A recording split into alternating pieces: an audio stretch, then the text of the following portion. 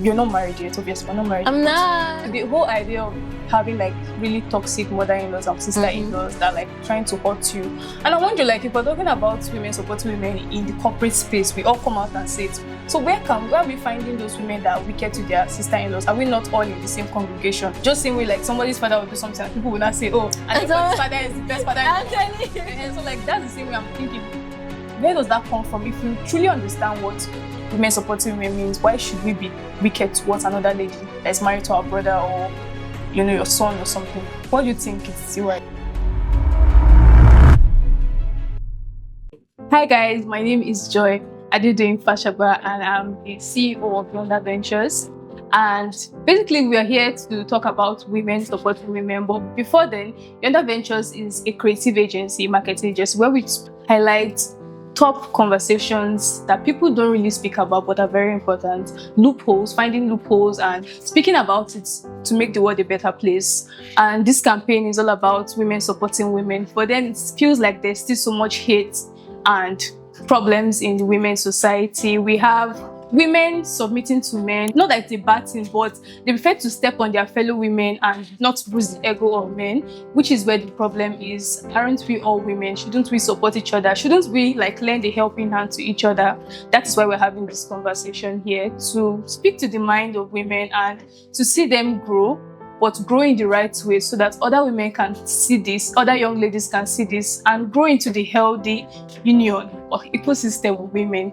So I'm going to be speaking to a couple of women who are making impact and showing up in the best version of themselves. Sit back and watch. Thank you. All right, please introduce yourself. Hi, Joy. Hi, world. My name is Uime Steven Fon, popularly known as Princess Steven. Princess Steven is a lawyer, a model, a content creator, a CEO of a drink and fashion brand, and many more. I always tell my friends, tomorrow if you see me baking cake, don't be surprised. Like if you see me saying I want to be a journalist, don't be surprised. I'm someone that believes that our early 20s are, you know, just our life is the first part, like as much as you can. Take the risk, try new things, keep learning, keep broadening your horizons. So like in case tomorrow, when this video is out, you hear that I'm a pilot, don't be surprised. Yeah, so this question I'm about to ask, I would like to I just remembered when we were in university and we had that modeling audition. And then I was so nervous, like, you know, I had to do like a couple of rehearsals, my roommate. And I remember walking upstairs and I saw you there. What's this girl doing here? You know, I don't know, as much as that question was there and to have sounded wrong, well, it just gave me that confidence, like, this girl is aiming about me, you know. And then we got into the modeling industry. And so I'm just trying to ask, like, how has that industry been for you out of school? And how have you, like, been able to stand strong in the places where people just be like, why is she here? Okay, so I remember that conversation that we had in, like, uni. I think I was in 300 to 200 level, and I saw you and you're like, wow, how did you come here? You were so surprised. I'm like, I know human being. Like plus size models had been a thing because I'm a plus size model and I had seen representation like in other countries, even if as at then it wasn't so prominent in Nigeria. Or in Nigeria we just had a few plus size models at the time. So from then till now, I'm really excited about the growth and the success that I have made. Thanks be to God. Because I remember back then in uni, I just felt like I had to prove myself 150 times. Even when I left uni, I had gone for like major castings. I've gone for birth casting, I've gone for few models, I've gone for enroll models. And I remember in my early career, I even used to travel out of school. Mommy, I'm not sure. I traveled, I had traveled out of school for an audition and I didn't get it and I was broken. So there were many times where I had been broken silently, or like I had those conversations with my friend about like believing that I'm meant to be there, but like people not seeing it. But like I just kept going, and I think that that's what they say about consistency, and that's what they say about like knocking on the door. Like one day, if they don't open the door will break down and you enter.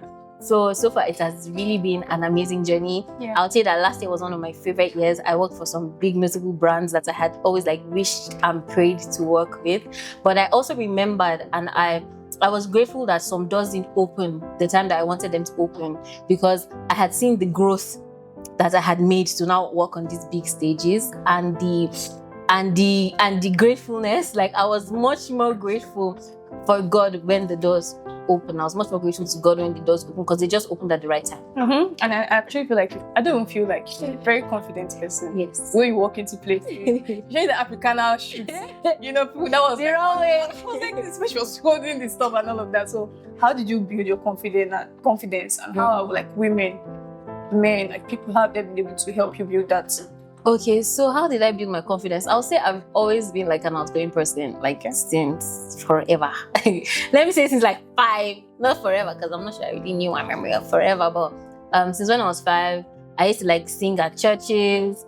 When I was as early as 8, I had flown out of Nigeria to like represent my school in like a dancing competition, you know. As early as like, what's 14, I was playing the saxophone, you know, in churches. So like I had always been sort of in the spotlight. I had always been in the eye of people. So like growing up and still seeing human beings that have 2 eyes, one nose, I believe, and a set of lips, you know. It's just like, okay, this is just another set of human beings, maybe different minds, different bodies, but still, you know, one soul. Yeah. So the confidence had just built over time, consciously and subconsciously. And with every loss and with every win, it built much more. Because I always tell my friends that when I lose, I now know how to win, right? You know, when I lose, I know how to win. And that actually has helped me. So sometimes I might be afraid of failure, but my heart is open to fail. My heart is open to reject. Because if I'm going for something and I say, okay, they might say no, I just give my best shots. If they say no, well, Do you get? Like, you know, so like even at auditions, I try not to let it get to me. It does sometimes, but when I sit back, I know I'm going again. That's just me. Like when I sit back, I'll cry. I'll say, why didn't they pick me? But I'm going again, you know. And if the opportunity comes tomorrow, I'm going again. Like for instance, doing GT co auditions every year, I now have made this a hobby. Because like every year, I'm not sure I miss their high specifications. They're like, I'm like, bruh, some people that meet the high specifications and are like gorgeous girls, they're not doing the same. Maybe if I just put this out there, they might just pick up their heels and do it, you know? So like, that's just, and majorly from God, right? Like just knowing who I am, whose I am, and just the fact that God has got me, you know? So it just gives me the confidence. I actually even think it's inspiring because for me, I feel like when you say people match the criteria, you say, okay, you're tall and everything. Yes. Well, I think I just stopped at some point. I felt like it was messing with my mindset. Yeah, it's because in university, then you know, it felt like there's some people that were deep going forward. Yes. And some were like struggling. Yes. I think the worst for me was people seeing you and say, oh, give me your number. Yes. Yes. Never doing it. Like, just forget to. So I said, maybe God's telling me this is not my space again. Yeah. And I remember one time when we were in school when I think we were meant to exhibit like. Please don't make me cry now. I'll weep for you. You're meant to exhibit like for your fashion brand. Okay, yeah, runway. And then it didn't go through because they called other people. And I remember you coming. And I think I sprained my ankle. Are you serious? Yeah, I think my ankle was sprained. Yes. I remember you were crying. This girl, like, what can this girl do? And now seeing you now, the drink, Steven's drinks, sewing, modeling, like what can this? And I don't know. Do you do those things? Do you always know that you had those skills in you, or you're just doing it for survival? That is just no. So like I think like my drinks business started as survival. I had started in 2021, not out of survival, out of like hobby of everybody say, your Zobo is nice. I like your Zobo. Your Zobo is like wine. But like I now started the business, but I couldn't like go through with it. So I started again last year. So that's what I'm telling you. My personality is on that I go again, you know. I start again, I dig again, you know. Yeah. And sometimes I learned that even when you still get the no from people, I've gotten no's a lot from before I became like this model that people see. Yeah. But that didn't stop me. So if I can just go past a few no's or more no's, and I know that I have the grace to keep on standing, I believe that something great will come out of it. So when I started last year, I started out of survival. I was done in NYC. I was not having a job at the time. Yeah. And I had the face of 750 coming up. And from my experiences, from past failures, from past wins, I had known that if you're doing any competition, you need money. Right? Even if you have like amazing friends in the creative industry that might say, oh, I just want to work with you on this, I just want to collaborate with you on this, you still have to pay transports. You go still have to buy fuel. You go still need to chop. And sometimes because they're doing it out of their free will, you will still need to like ask, please, for your fuel. Exactly. You know, or thank you, you know, thank you for believing in me. Water. Or in my case, I was always carrying Zobo and watermelon. I had siblings, So like that was what the business was used for at the time. But like after like winning Face of Seventh Beauty, like I now realized that I'm actually selling this, this can actually be a business. And then so I took it much more seriously. So about the fashion, I've always loved fashion. Even if like earlier in my life I was a tomboy. Yeah, I was. Yes, like I was like big clothes, baggy clothes, and I was always hanging out with boys. Like in secondary school, primary school, I was always like, so like even up to now, I just have like much more of male friends than female, but like I'm now a girl's girl. Yeah. And speaking of that now, like that time when you were like a tomboy and guys were around you, did you have that ideology like girls, their friendship is messed up? Because secondary school always had that talk of like, if I have guys as my friends, I can not be jealous of me and all that. Do you think that's still like happening right now?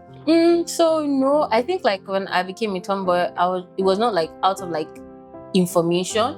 It was just like the way I dressed, the way the way I walked, and like just the things that I leaned towards. I didn't care about playing with rice, carrying leaf and cooking and saying it's rice and then spaghetti and sand. No, okay, but maybe I used to sew my Barbie clothes, so maybe that's how I knew I really liked fashion. Yeah, so the question I'm asking actually is the ideology that we have that having male friends is better than having female friends. Okay, I thought you meant like what formed my. That's also fine, but this also is also a question. Do you still believe that it's preferable to like have male friends than female friends because you can't really trust ladies? You can always get jealous and stuff like that. Yeah, so I feel like there's a balance. There's a balance to it because like right now I have like male friends and female friends. So for me, I know that some men, like most men, can be very, very from talking to them, they can just hit the nail, like they'll just be logical. Yes, like you know, like this. And I always realize that we have hormones, like so like sometimes maybe I'm breaking down. You see the breakdown. Who go help who?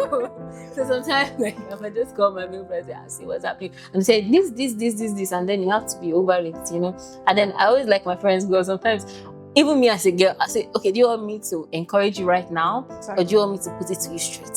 Like that's just how I do it with like my female friends. And so like I think like growing up I may have leaned more to the male side, yes, cause like they were just straight, and if they told you I like this, I don't like this, they were just being real. But like us, we are trying to be sensitive, so we may not like you, and it's not like we are trying to pretend, but we don't want to hurt your feelings. So it's like, but she was in my house this morning. You mean she said this? And it's so annoying. Yeah. And I feel like all those inner circles when it comes to like friend groups, I hate those stuff. So I think I had that issue like university at some point where I like my friends for myself. So when I see that I'm not involved anymore, I do somehow like, what are they saying that I cannot be, and sometimes what they are saying is really not what you want to do, but you just get hurt and all of that. Yeah, but I learned how to not be hurt from that. I just learned that it is preference, right? And so I went to Wuse Market with my mom, I think on Monday. We wanted to buy wigs.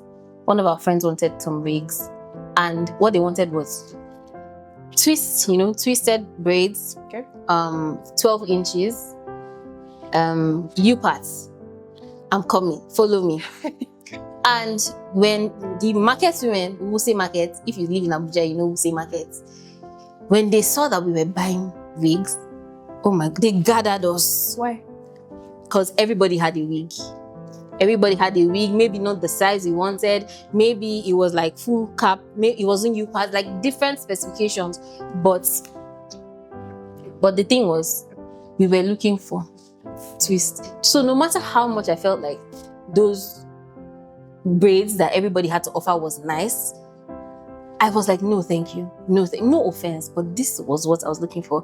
It doesn't mean that your particular braid, particular length, because there were some that impressed me myself that I'm like, shit, this man not going to change it and send us, make it come by. But that was what we needed.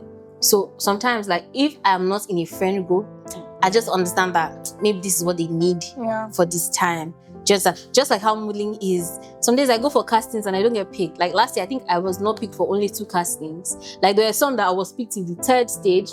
I was probably the only plus size model stand. And the day before, they're like, oh, the designers don't have plus size outfits. Oh. Do you get? So like I now had to sit with this thought for like just since Monday.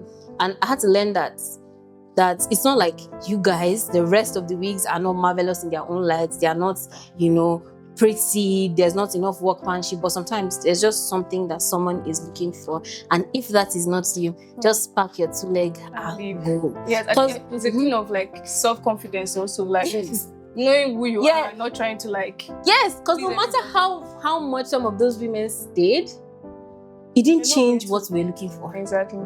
So I understood designers for the first time. I'm like, oh, it's not like you don't like me. So, like, do you believe that women are supporting women, or do you think that there's a gap? I believe that there's a gap, right? Not all women are supporting women. Yes, not all women are supporting women. And in the group of the people supporting women, I believe I may be wrong. Before they will drag me by my bone streets, I believe I may be wrong, but some of them are doing it because of the trend. You know how at a point, even being a Christian became a trend. Yeah. Like, if you're doing my Bible, the highlights and all of that. As in, you now write caption with Matthew, Genesis, Psalms, So it's now in my Bible, in my bag, all those things. Yeah. So I feel like to some extent, even the people supporting women, they are doing it from trend. They're doing it from peer pressure. There's really understanding of what we're moving towards this. Yes. And this came from the fact that during the whole Natasha and Fabio issue and all of that, I remember they went to like interview some women that came to protest against the people that were supporting Natasha. And they asked someone, said, why are you supporting Akpabio? I don't even know what is going on, but I just support Akpabio. Like, they're so dumb. You understand? And just these are mothers. So imagine a mother so ignorant that she's coming out to fight for somebody. She doesn't even know what the issue is. Maybe they only give them 5,000. The comments were so funny. It's really sad. So imagine the kind of children they're going to be like, but girls that are going to feel like, oh, you can just kiss us and be okay with life. So I feel like people don't understand, and some are just submitting. Yes. What's your idea of submission? Submission to who? To men. At work. Do you think like there's a superior inferior kind of relationship when it comes to like working in the corporate space, or even the creative space as a whole self? Okay, so I just think of submission majorly in marriage, because that's what the Bible says, husband love your wives, wives submit to your husband. Yeah. But then like in the office space, I feel like there are already hierarchies based on like your position, your level. So I don't know what sense of submission you're talking about in the workspace. But if my husband is working with me, for example, of course there'll be some level of submission, but I'm still going to be like, if I'm the CEO and I have to send him to do this thing, I'm still going to send him to do this thing. Do you understand? But like respectfully, sir. But because of the kind of person I am, I respect everybody. So everybody's going to chop that respect. But do you think more women are very like scared when it comes to like interaction with men? When, let's say we have an issue, all these like boss issues where they are like maybe harassing women, and you still see some men saying, oh, it's not true, he's not harassing them, he's just toasting them if you don't want them to toast you. Some ladies are kiss asses. That's the word I would use to explain to them. So do you think it's from a place of fear that they are doing those things, or they just have bad character or something? So I read something, I don't even know if it's the proper statistics, but they just talk about like how most women have either been sexually assaulted, close to being sexually assaulted, or like maybe has had violence from the other gender. By other gender I mean like males. And like everybody's just swimming through life. So I would say that there's probably, yes, fear in it. There's probably confusion. They don't know if what was done to me was bad. Is it bad? Is it maybe the person likes me? There are just a lot of questions that will definitely go through a woman's mind. So this would be a very, very, very, very subjective, but I would really tell you that one of the principal points is fear. How does it feel seeing like women in top places like doing great stuff? It feels amazing. Yeah, I mean it's very interesting when I see women, and like one of my favorites is Dupe Olushola. Okay. The CEO. She was once the CEO of Transcorp. Yeah. She carries herself. She's 50, but she acts really young, and somebody that's like produced results also. Mine is Mrs. Pastor Ibukun Awoshika. Yeah. Hallelujah. Why do you like her? Oh, I love her because like she's a business mogul. She's a preacher. and I believe she's a good wife. Like even in her sermons, like when she's talking about her husband, and she's like sitting in the board of one top university. I forgot the university. Is it But Miva? no, I'm not sure. Okay. She stated in one of her preachings. I'm not even sure she gave the name. She did not give us the name, but like I feel like she's just full of so much wisdom and insight. And I feel like people that actually are willing to share their knowledge, and from what they are sharing, you can see that these are workable principles. They are actually supporting women and men. They are supporting everybody that wants to be great. You know, so I see her in all these events for women. I see her preaching, even her sense of fashion. Like she just looks amazing, modest. She looks strong. Like her packaging. I say her aura, but I didn't say aura. I say Holy Spirit. Like it's just like saying. He's just saying, just become like me and see how life. It's like being someone very powerful. Like the way she speaks is with authority, but you would know there's respect in there's knowledge, because there's a difference between just speaking with authority, but there's nothing behind you. Like there's no substance to you. You know, there's substance to all of that. What like women like this that inspire you, right? How have they influenced you in thinking of possibilities? You know, if you see somebody doing certain things, you're like, oh, so we can do stuff like this as women. So how has that really helped you? Okay, so just by being, they have helped me, they have inspired me, they have influenced me, just by seeing a representation of these things I want to do. I mean, I get a lot of questions most times. They say, oh, Princess, how do you do the modeling? How do you do the law? How do you do the logo? How do you do the fashion? What else do I do? Content creation. I'm adding motivational speaker. They're like, how do you do everything? How do you do everything? Sure, I said model already, but okay, yes, fantastic. So, and they're like, how do I do everything? But then I have a friend that says, Princess, there are people that do much more. Like there are people that are doing all these things or more, and they still have to be like mothers. Right now, I'm not a mom. So that means like I have capacity to maybe like add like 2 more things. So like when I see someone like Mrs. Bukowoshiga, and she's like running a business, like she's still having time to do her sermon notes. She's still having time to be on the board of directors. You get like even as a pastor, that also comes with its own sub responsibilities. So you're responsible for some of the members in your church. Like you'll be talking to them, you'll be giving counseling. You will not be praying apart from praying for yourself. You'll not be praying for a lot of people. So like a lot of responsibilities. Yes, these women, they just make me feel like yes. And that even just says that even sometimes just being good or being focused, being grown, being confident, just pushing yourself out there, even just as you are, just as I am, I'm inspiring people. I get a lot of DMs every day. Like, oh, Princess, can you tell us how you started? Oh, Princess. And your own prayer, like, I'm like, we're still starting, you know. like we're just touching the surface, you know. And I remember after a fashion show, I was going home on a boat ride with another model, and the model told me, because I was just like, you know, quiet, I was tired. I had done like I had walked from a show into our next show, so like I did a runway tonight, and then I didn't sleep. Like I had like 3 hours sleep, and then I had to be on the runway again, so I was exhausted and I was just so tired. And I'm like, so she's just like, Princess, do you know that when I wanted to start modeling, I showed my mom your page? Everybody in my family knows you, and I didn't know this. And I just see another model that is not my size, not my complexion, taller than me, being able to come into this world because he has shown somebody a representation, something that she wanted to be. So just by being, you open people's minds to the possibility that it is possible. You know, one of my bosses would say impossible is nothing. And I had just like carried that and I ran with it. Yeah, and I like that you spoke about that, because I used to be so overwhelmed at some point. Because you see people online, like it feels like they are only doing one thing and they are so successful at it. But you in your head, you're doing something, next thing one idea is coming like, what will I put everything together? You know, you're exhausted and all of that. So hearing you say that, and also building friendship with people. I have friends that I've never even seen before. Yes. It's just online. Oh, we will sit down and talk about goals, like, you know, and I love that kind of friendship because there's no strings attached, just 2 women that know where they want to go. And it's so important to have people like that around you, because when you want to slack, they're like, Madam, we have not started with this. I'm telling you. So I'm happy to have more friendships like that, you know, and I'm just going to ask, how have you been supporting other women? Okay, so how have I been supporting other women? So right now I have put someone in like a training. So like just because I know how to make zobo and I learned how to make pastries earlier, I picked up somebody and I sent her to like catering school, right? So I also mentor a few models, right? So I'm currently mentoring somebody and also like branding, because like, wow, somebody saw me worthy of talking about branding. I'm like, wow. I'm like, great.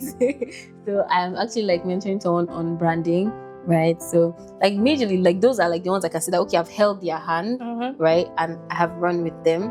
But apart from that, I just like show my journey, and indirectly people are like, this is how you doing this. I'm like, nah, God do. Some people text me, are you still a lawyer? I'm like, yes, I am still a lawyer. Private practice, but yes, I am still a lawyer, you know. So like just like showing them it's possible.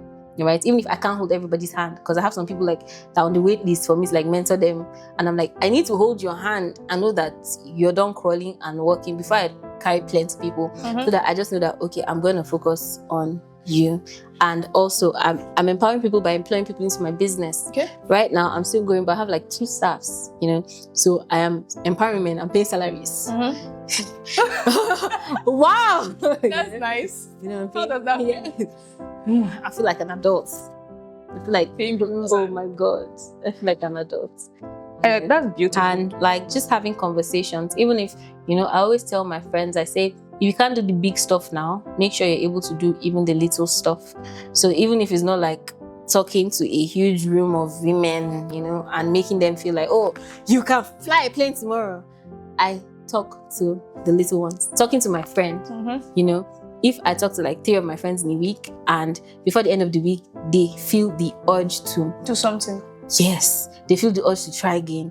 They feel the urge to, they feel the urge to bring up a pen and start writing again. They feel the urge to finally put a face to the content that I know that they can create, and stop showing me flowers or putting picture. It's like something more intentional. I have empowered a woman who's going to empower much more women, because other women will see her doing, other women will see her becoming. So sometimes I make sure to document my life so I can show people that this is me becoming. Like, I didn't just sprout up, because sometimes the way social media is just so short form edited, you just think that somebody woke up and became the best tailor. You just think that somebody woke up and became, like, for instance, Mr. Miatafo, like his suits. I'm just like, maybe he just fell from heaven, but like he walked out. Yeah, exactly. There's so much work there. His so name is so nice. Exactly. Exactly. And maybe even when he started, maybe his name was not just Miatafo. A lot of people had exactly interesting names. and then there's growth, there's becoming. So if I'm able to show somebody that I'm becoming from here, even if it's not as low as some people become, or as medium or as high or whatever K that they used to like measure that, I'm showing that I'm becoming, and you can become too. So I have like 150 things when I leave this place. Like, I have an audition tape to send. Oh yes, you are too. Yes, bro, sure, I said that whatever you will hear, like there might be more. Like, I have an audition tape to send. I have to finish up the clothes that I'm sewing. Then what else I have to do? Then tomorrow I have to sew more, and then on Saturday I have a meeting to attend for my Zoho business. I'm taking investors now. I'm now a big girl. Wow. How big brand pitch yourself to them? So I have never pitched myself to investors, because I'm still learning about how that works. Yeah. But I've had like this. I think this is my third offer from an investor. I think the first investor wanted to put in some huge bucks, and I'm like, I better go calm down first. That was when I was just 3 months, and they saw my business good enough. So I think that's why I was even called for branding, because they see the way I brand my Zoe is as if I'm selling wine, juice. So they just come to me. And I like the effort you put into your drinks, because we have a lot of fake drinks out there, so people are moving towards more healthy drinks that they know, the process of it. You don't add any chemical that they don't know about. Yes, healthy living. That's just it. So what do you think about competition and collaboration in the women industry, in your industry? Yes. Which of them? Which of the industries? Modeling. Okay. So let me talk about modeling. So modeling, the competition is high, right? Even if I am a plus size model, we also have plus size models. Exactly. Much more now than when I started. So competition is high, but you have to put in the work to stay relevant. That's just it. Competition pushes you. And I always tell people okay, apart from the other competition that you have, let yourself, the model that you see yourself to be, the stages I see myself to be, let myself that wants to be there see that person as my competition. So I don't want to compete on the grass level. I don't want to compete on the low plane. I don't want to just compete for only Abuja brands. I'm thinking, oh, what day will I work Versace? What day will I work Paris Fashion Week? Even if for now it's just Ditico, what day will I get there? So the princess that I've seen walking those runways, is my biggest competition, because how do I beat myself of today to become that person? How do I work that person? I like the mindset shifts. Yes, You feel like you've grown so far. oh, I have grown up, but let me tell you, I still cry. I feel like crying is part of I still cry. Even if I say that I go again, I will cry. My eyes will swell up when I'm going. Well, like, what's your support for like ladies that they want to start now, they want to start something, and there's a lot of questions, there's a lot of information online that's telling you how to start, how not to start. What's your advice for them? I'll say do it and fail. That's it. Because for me, even in fashion, I used to be so scared of cutting fabric. I used to be so scared. If I tell you I started learning how to sew since when I was as young as 15, 16, you might not believe me. But I still tell my friend, like, I'm still learning. Like, I used to be so scared to cut fabric. Why? What if I make a mistake? What if I spoil it? But the fear of even cutting kept me stuck for years. Do you understand? But now, after I cut and I make the mistake, I go lose them. I go so on. Do you understand? Even some big people make mistakes because we are all human. Exactly. Do you understand? I feel like we just used to think failure is like, they don't used to. It's like one big bad wolf, one big mountain. In different levels. To the failure you are facing right now, them they are facing their past. Their own is higher. Yeah. Just like if a rich person telling you that they are broke. Their broke is not your broke. Yes. When they were saying broke of millions, you're like, bro, I have this money, I'm rich. Bro, so most of the rest, I just say start and fail. When you get the failure out of the way, some people will start and they'll succeed. But if you are afraid of failing, just start and fail so that you get over with it.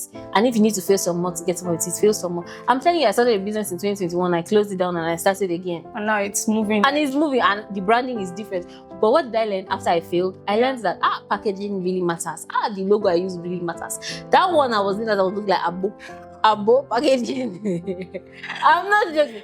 But because I have failed, I knew how to start again. You know? I remember when I was going for Lush Hair, remember Lush Hair Penguin? Yeah. I made like 26, top 26, I think. Then I think top 25. Yeah. And flying from Abuja to Lagos, the whole everything. And then I didn't make top 5, you know. I failed. But I think a year after, when I was going for Face to 7 Beauty, the lesson that I learned from failing at Lush Hair, from the first stage like this, I said, no, we go harder. You know, I had learned from failure. So, is it you fail to learn, you learn to fail? I don't do aspire to aspire, but learn from failure. Yeah. And how was it like winning? Oh my God. I felt like my family, look. Finally. My friends, look. All of you who have been supporting me, look. Because that was a long Yes. But I had to show myself, because I always knew it was possible. I always knew I'm a winner. I always knew I could carry some certain things that I had gone for. But I was proud, excited, exceedingly grateful to finally say, Princess C, it's finally in your hands. But that would not have come if I didn't try, if I didn't fail, if I didn't push. Right? Because the version of me that showed up when I failed was different from the version of me that showed up when I won. And did you create an identity? I feel like if you had won that back then, you would have created an identity of that, out of that win, and maybe you would have been limited. Yeah. But now that you have failed a couple of times, it's like, thank you, Jesus, but this is not the end. Yeah, there's a more honest. I feel like failure is a very good thing. Failure is sweet sometimes, but you will cry. You will cry. And first, you will shed hot, bloody tears. You will call joy in the wind and say, joy. Joy. But you'll be fine. I feel like that's very good, because I cry too whenever things don't go right. And it's very good to have people that are willing to just listen to you crying. Yes, now, but if you see, even it was trending recently, I think it was last year, people will show themselves crying. Then they don't show how they got back up. And I'm like, sure, I should not do this thing, but me, I don't really cry to be like that. Like, you go and pick camera and they post it. But I have one video like that. When I lost in Lush, I was crying. I think I was in a law firm, then I entered the toilet and I wept. I wept. I have the video. I was not saying to my friend, I was like, don't worry, one day you'll make us proud. One day. I'm like, he's like, how are you doing? I say, I'm crying. But like, that's the thing. Like, nobody will see the tears. Nobody will know how much you cried. Nobody might know the extent of which you want this thing. Nobody will know your desires. Like, when I win this is what I plan to do, you know. Nobody will know how you feel like you work the hardest, but you know. And I always tell my friends, like, even in modeling, it can hurt much more because now you are the, let me not say product, but literally you are the product, right? Yeah. So it's not a chair. If I made the chair and someone's like, oh, I don't want this chair, I want this one, I'll be like, yeah, that's fine. You know, the chair doesn't have feelings. You can't hurt the chair's feelings. Exactly. Like me, I say, the craftsmanship is for this one. Maybe it's not even me when I was sleeping. Exactly. But now it is you. Like, except I go and do like surgery, you know, change some features on my face or on my body. Exactly. If somebody tells me, oh, I'm not taking you today, I want to take Mrs. B, it will hurt because me, I have soul. I'm not a chair. I'm not a piece of wood. I'm a human being. And so like sometimes when I go for auditions and I get in and some people don't get it, I try to encourage them, you know. I say, I know it hurts because, you know, it is you. It feels like they rejected you. But like, that's not it. Like, that's You just have to make a choice. Just like the braid story. Like, it was not just, you may be It's even about you. Exactly. Like, this is what they say I should come and yeah, this is what they say I should come and buy. I'm sorry, no. Do you understand? Like the clothes, like if I beg you and you allow me to work and the clothes tear from my body, do you understand? Or like I have to like send you through multiple because you have to like go source that fabric again or go and rework, you know? They're just a lot. I think as a lady, like growing to the point where you're not seeking pity anymore. You're trying to understand that there's a reason why people say no. Yeah. And even on days when you don't understand why they are saying no, like it's fine. Yes. I mean, it's good to cry. Go and cry. Yes. Yes. Yeah. So to the question I was asking about, like, you're not married yet. Obviously, you're not married. I'm not. The whole idea. If you like it's glitter, ring. Like the whole idea of like having like really toxic mother-in-laws and sister-in-laws that like trying to hurt you. And I wonder, like, if we're talking about women supporting women in the corporate space, we all come out and say it. So where are we finding those women that are wicked to their sister-in-laws? Are we not all in the same congregation? Do you understand? Like, just same way, like somebody's father will do something and people will not say, oh, and everybody's father is the best father. I'm telling you. So like that's the same way I'm thinking, like, where does that come from? If we truly understand what women supporting women means, why should we be wicked towards another lady that is married to our brother or, you know, your son or something? What do you think it's you? Yeah, so I'm just going to go into like the Bible. You know, like we always talk about fruits of the spirit, love, joy, peace, loving kindness. I hope I'm getting it correctly. If I'm not getting it correctly, please just put the Bible verse and the things that are inside so that the world will see the right stuff. But I believe I'm on the right track.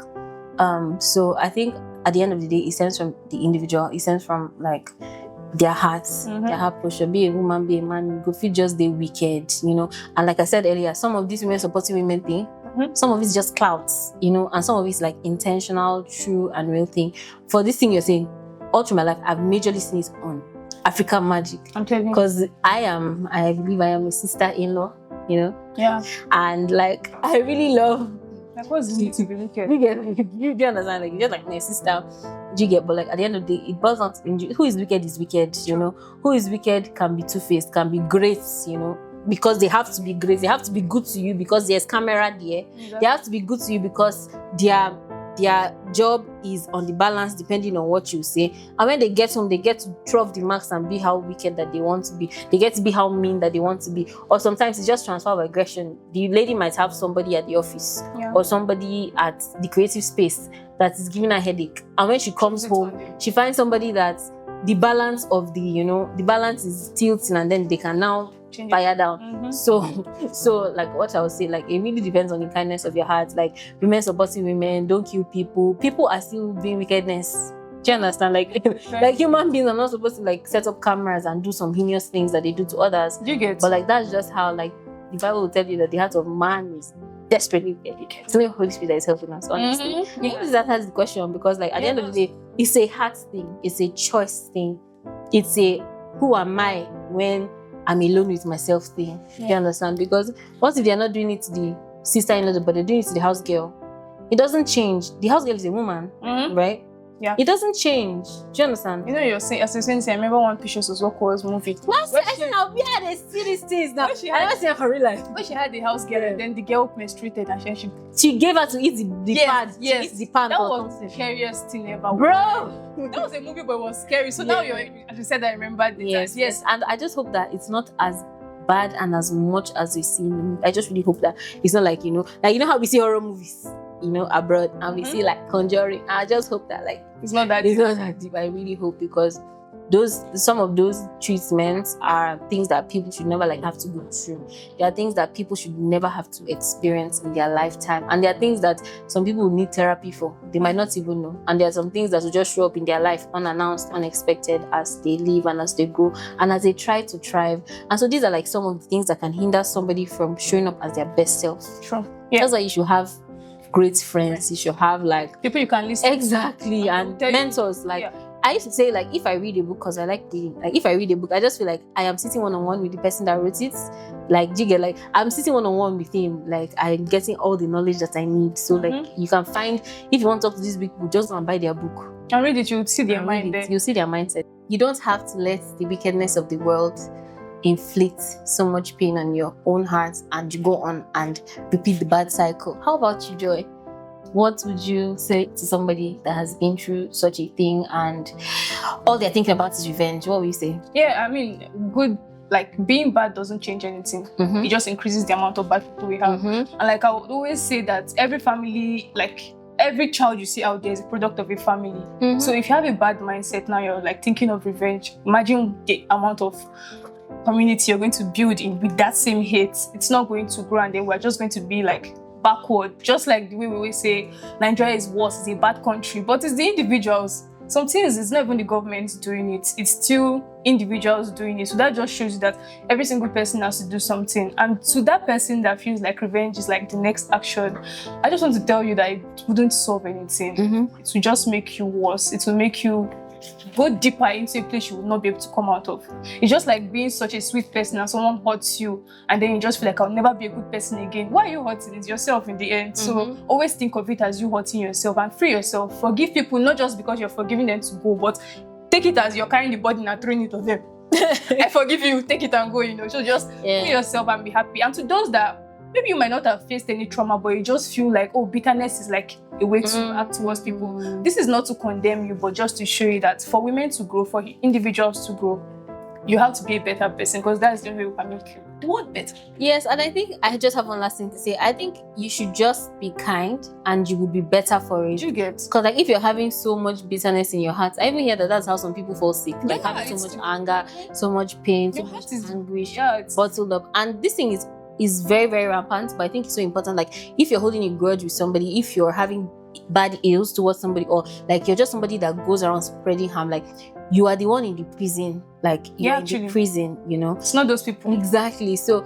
like just be kind, grow past it, and you will be better for it. Like you think that, oh, you're going to affect others how they affected you, but you are part of the, you'll be limited in one spot. You get, like, and it's just like you feel like even if you feel like the hurt that you're inflicting is not as bad as the one that they inflicted on you. Just imagine like a mango, because it's mango season and I wanted to eat mango this afternoon, and like, you know how, like, I don't know what happens, but you see the mango like having one bad point, and before you know, if you don't like cut it out, it starts spreading and spreading and spreading and spreading until the mango is gone and it is useless and it is out of your way. That is just how that small hurt that you think that I'd not even do anything, you know. That spreads. That spreads. It has spoiled everything. It has spoiled somebody's heart. It has spoiled somebody's mind. It has spoiled somebody's day. It has spoiled somebody's second. It has spoiled somebody's minute. Yeah. So the point of trying to make here is just be a good person. Yeah, be kind. You will be better for it. For those people that never really had a direct experience of like wickedness or whatever, but they just borrowed it from maybe things they saw online and now they are reacting towards it, what would you say to them? Me, I will say to them that, because I try to not be that person as much as I can, but of course when it hits somebody close to home, I can be that person. It's just like when I'm trying to tell them that it seems valid, it's valid. I'm trying to know, like if somebody annoys my sister, you know how tomorrow you just see the person, you just good afternoon, you know, even if like, do you understand? Do you get? But like, it's valid, but that's not the right way to be, you know. I'm not even sure that, I'm sure Jesus will not want us to be that way, but like there's no point in that, you know. There's actually no point in living like it's just like you don't wear glasses. I wear glasses. I want to use my glasses. Like, why do you want to why are you trying to see life through other people's lens, you know? Why are you trying to base your expectations off of one side of the story sometimes, you know? Because as human beings, sometimes things that hurt us, when somebody looks at it, I'm not trying to say your emotions are invalid, But like when you look at it, when somebody hears the other side, they can see that You said you have your own. yes, that sometimes you will sit with that thing. It will begin to grow like a cancer. It's not like the story will change. It will become more bitter. It will become more twisted, and then they will now dish it to you. Do you understand? Yeah. And then if you choose to run life like that, before you know, that will be your reality. Do you understand? As a man thinketh in his heart, so is he. Like, so if you think that all these people are wicked, you will meet those wicked people, so that it will satisfy that belief that you have. Exactly. It will satisfy that idea that you have. Do you understand? And it's just like how, because the more you say is the more like the devil, wickedness. You're just how all those people that believe attracts whatever. But the Bible will tell us that our tongue is sharper than a two-edged sword. So you are just proclaiming it into your life.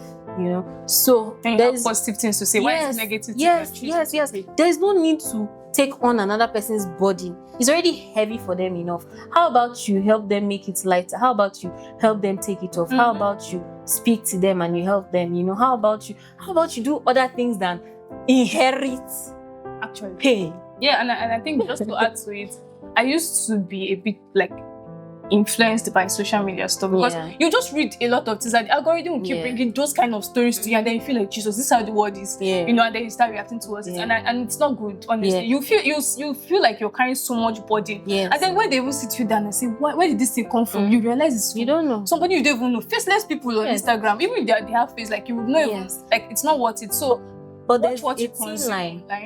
There's like a thin line. Why am I carrying your finger? But people of God, if you can see this is the thin line, right? So there's a thin line between collecting the burden of somebody and running with it, and there's a thin line between helping them drop it and learn the lesson.